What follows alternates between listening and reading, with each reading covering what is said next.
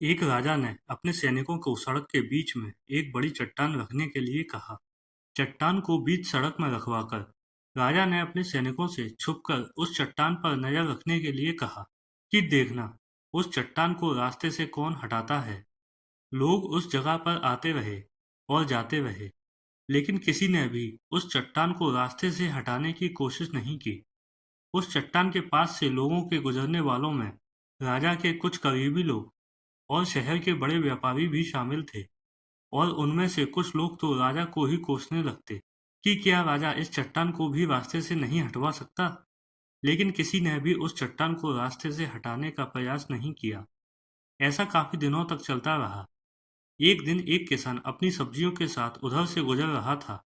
उसने चट्टान को रास्ते में पड़े देखा और सोचा कि सबको इस चट्टान की वजह से कितनी तकलीफ हो रही है। उसने अपनी मजबूत लाठी से उस चट्टान को एक तरफ धकेलने की कोशिश शुरू कर दी। काफी कोशिश के बाद वह उसे सड़क से हटाने में कामयाब हो गया।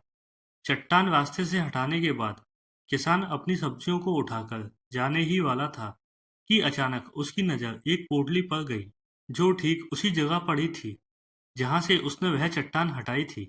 उसने उस पोटली को खोलकर देखा तो उसमें सोने के कई सिक्के थे, और उन सिक्कों के साथ राजा का एक संदेश भी था, जिसमें लिखा था कि ये सोने के सिक्के उसके लिए हैं, जो इस चट्टान को रास्ते से हटाएगा।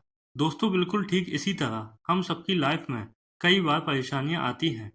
कुछ लोग उन परेशानियों से बचकर निकल जाते हैं और कुछ रास्ता बदल देते हैं, और चंद लोग ठान लेते हैं उन परेशानियों का हल निकाल लेने की।